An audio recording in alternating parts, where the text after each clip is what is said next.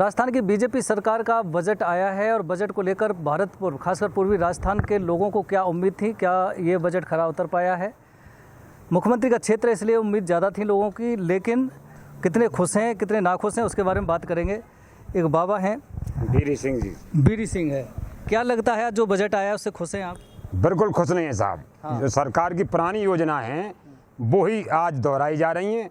हमें जो उम्मीद थी कि हमारे भरतपुर का एक मुख्यमंत्री जी हैं, इसलिए उन्होंने भरतपुर की तरफ कोई ध्यान नहीं दिया।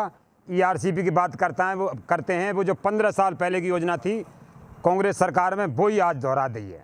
बाईपास भी तो निकाले हैं। बाईपास निकाले हैं लेकिन वे गैर कानूनी निकाले हैं। पुराने पैमाने से तो वो बाईपास हो ही नहीं सकते, पुराने रिकॉर्ड से नहीं किए जा रहे हैं, नए रिकॉर्ड से वे बाईपास को सर्वे किए जा रहे हैं, जिसमें गांवों को नुकसान हो रहा है।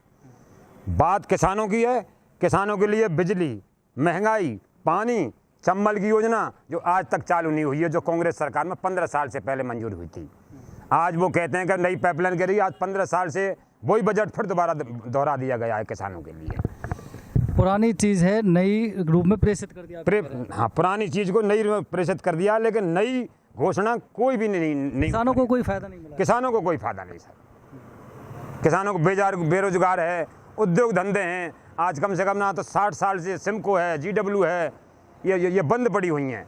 आज तक किसी ने कोई सरकार ने ध्यान नहीं दिया कि इसको खुलवाया जाए। जैसे कि युवा पीढ़ी को नौकरी सरकारी नहीं है तो कम से कम प्राइवेट अपने बच्चों को तो रोजी रोटी का धंधा कर सकें। हाँ, बिल्कुल। इसमें सरकार ने कोई ध्यान नहीं दिया। आज आपको क्या लगता है बजट में कुछ आपकी जो मांग थी, आपको लगता है कि ये होना चाहिए था, वो पूरा हुआ या नहीं हो पाया, या कैसा लगा बजट? नहीं, बिल्कुल ही अच्छा नहीं लगता, क्योंकि जो अपने भरतपुर के CM होने के बावजूद भी भरतपुर क्षेत्र में तो कोई आज तक कोई ऐसी घोषणा ही नहीं की जिससे कि आम जनता के लिए कोई बेरोजगारी से छुटकारा मिल सके।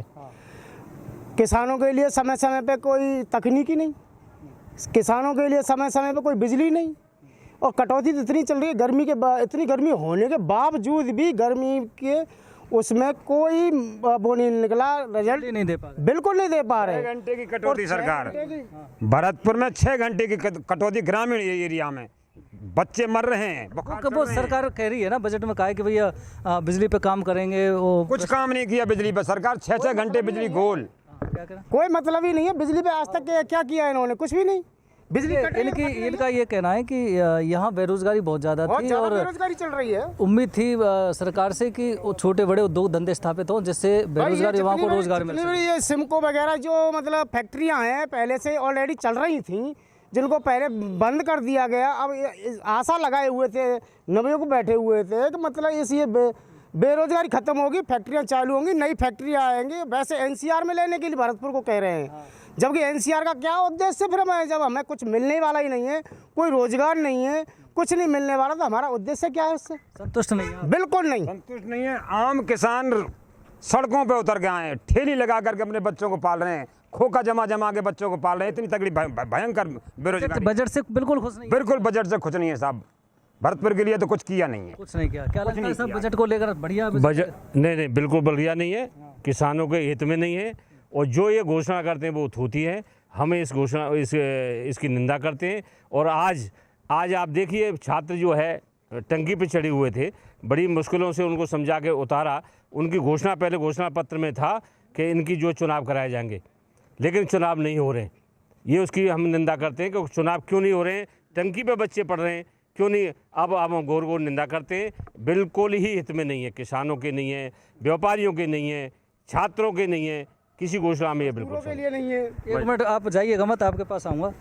भाई, युवाओं के लिए कुछ बजट में प्रावधान है? खुश हैं युवाओं के लिए? एक बात बताइए आप, इन्होंने युवाओं के लिए भारतीय जनता पार्टी ये कह रही है कि भाई क्या किया। हमारे पहली बात तो छात्र संघ के चुनाव ही नहीं हुए, और छात्र संघ के चुनाव इनकी पहली प्राथमिकता थी। अगर इनको छात्र संघ चुनाव कराने चाहिए थे, हमें ये उम्मीद थी, क्योंकि भजनलाल शर्मा जी ने हमारे साथ कार्य किया है, हमने उनके साथ बैठे हैं, हम दिन रात रहे हैं, लेकिन हमको ये उम्मीद नहीं थी कि वो भरतपुर के लिए पहले बजट में कुछ भी ना देंगे। और मैं तो भरतपुर क्या है, अगर ऐसी कोई अन्य पार्टी से भी अगर कोई मुख्यमंत्री होता, कहीं का भी होता, तो सर्वप्रथम भरतपुर के लिए आगे आगे आपने देखा हो वसुंधरा राजे जी ने क्या हमारे भरतपुर के लिए क्या कुछ नहीं किया। गहलोत जी ने भी अपने बजट में हमारे लिए भरतपुर के लिए बहुत कुछ दिया, लेकिन पता ही नहीं हमारे गृह जिले के मुख्यमंत्री हैं और मुख्यमंत्री हमारे 20 से निकले, लेकिन हमारे इस बजट में कुछ नहीं है। लेकिन ये बीजेपी वाले ये तो अब ताली बजाएंगे इन पे कि हाँ ये तो पहली बात है, पहला ही बजट है। तो पहले बजट में मैं आपको बता दूं, first impression and last impression होता है। अगर ये युवाओं को दिल जीत सकते थे, आपको पता है कि इस बार भारतीय जनता पार्टी को युवाओं का बहुत पूर्ण बहुमत मिला है, लेकिन युवाओं के लिए तो बिल्कुल थोती निकली। लेकिन बजट में प्रावधान किया है कि 5 साल में सरकार 4 लाख रोजगार देगी, भर्ती निकालेगी। नहीं, 4 लाख रोजगार देगी कब?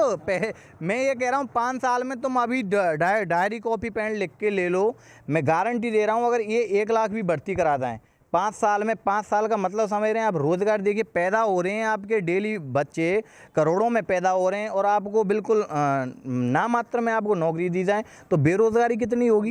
विश्वास नहीं है, कह रहे हैं विश्वास नहीं है, जो रोजगार निकलेगा वो हो नहीं पाएगा। क्या लगता है आपको बजट को लेकर? बहुत ही निराशाजनक बजट है। मैं आ रहा हूँ, 1 मिनट आ रहा हूँ। और गर्मियों में तो ये स्थिति रही है कि जबकि प्राइवेट होते हुए भी 4-4, 6-6 घंटे बिजली की व्यवस्था रही है, पानी की बहुत बुरी व्यवस्था रही है।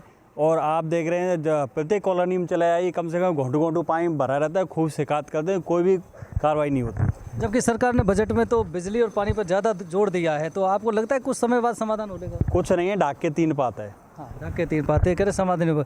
बिजली पानी एक बहुत बड़ी किल्लत रही है, इसमें तो कोई शक नहीं। कागज क्या करेगा? मैं ये निवेदन कर रहा हूँ राजस्थान सरकार से कि जो कांग्रेस सरकार ने, गहलोत सरकार ने जो चिरंजीवी योजना बनाई थी, जो गंभीर बीमारियों का इलाज होता था 25 लाख तक का, आज वो 5 लाख कर दिया। बताओ गरीब अपनी जान को कैसे बचा पाएंगे? कैसे उम्मीद कर सकते हैं सरकार से कि गरीब की जान बच जाए? हाँ, क्या लगता है, आप यूथ भी हैं? हाँ सर, देखो मेन तो अपना ये होता है कि अपना जो भरतपुर है, भरतपुर के जो अपने मुख्यमंत्री हैं वो भरतपुर से आते हैं, और जितने हमने युवा जो पलायन कर रहे हैं, 80% युवा बाहरी नौकरी कर रहे हैं, रोजगार के लिए कर रहे हैं। 80% लोग बाहरी जा रहे हैं किसी फैक्ट्री में या कंपनी में।